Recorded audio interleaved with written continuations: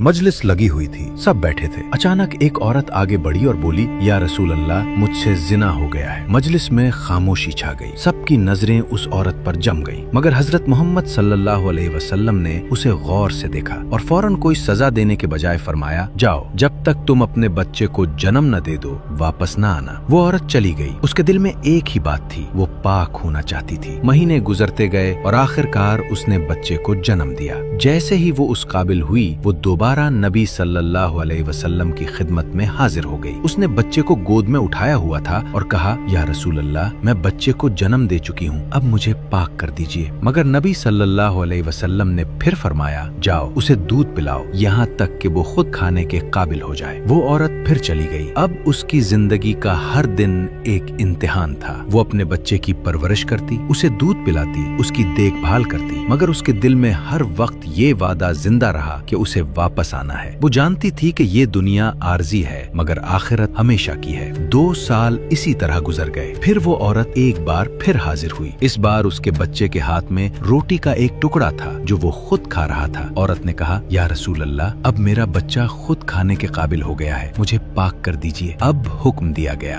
और उस पर हद जारी की गई। ये मंजर सख्त था, मगर उसके पीछे एक सच्ची तौबा थी। ऐसी तौबा जिसमें कोई शक, कोई बहाना, कोई पीछे हटना नहीं था। जब सब कुछ खत्म हो गया तो हजरत मोहम्मद सल्लल्लाहु अलैहि वसल्लम ने खुद उस औरत पर नमाज़े जनाजा अदा की। ये देखकर हजरत उमर बिन खत्ताब ने अर्ज किया, या रसूल अल्लाह, आप उस पर नमाज पढ़ रहे हैं, हालांकि उसने जिना किया था। नबी सल्लल्लाहु अलैहि वसल्लम ने फरमाया, उसने ऐसी तौबा की है कि अगर ये तौबा मदीना के 70 लोगों में बांट दी जाए तो सबके लिए काफी हो जाए। ये अल्फाज सिर्फ तारीफ नहीं थे, ये ऐलान था कि अल्लाह के यहाँ सच्ची तौबा की क्या कदर है। ये वाकया हमें ये सिखाता है कि गुनाह चाहे कितना ही बड़ा क्यों ना हो, अगर इंसान सच्चे दिल से अल्लाह की तरफ लौट आए तो अल्लाह उसे माफ कर देता है, बल्कि उसे इज्जत भी देता है।